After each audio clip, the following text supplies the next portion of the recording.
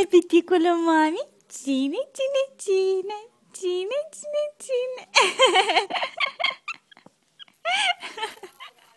Așa, piticul meu, ia.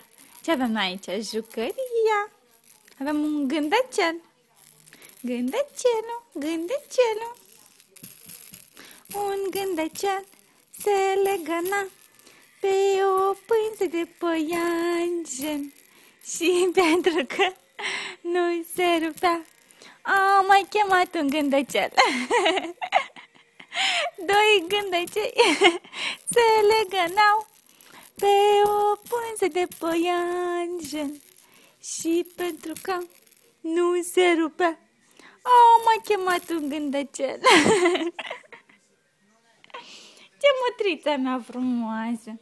Cine e frumușica lui mami? Cine e frumușica lui mami? Hai zi! Acu ești? A lui mami sau a lui tati? Acu ești? Hai zi! Acu e fetița? Acu e fetița? A lui mami sau a lui tati? Acu e? Așa! Piticul meu frumos!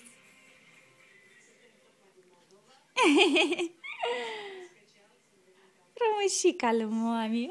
Of, mami te iubește pe tine. Mami te iubește pe tine. Hai zi și tu ceva. Te uiți la camera? Hai, uite la mami. Așa.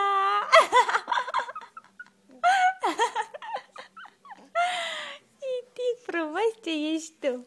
Cine e frumușica lui mami? Hai zi. Cine e frumușica lui mami? Cine? Așa, frumusețe.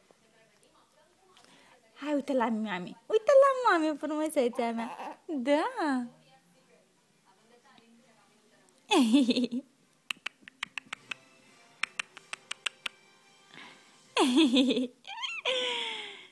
Ce face piticul?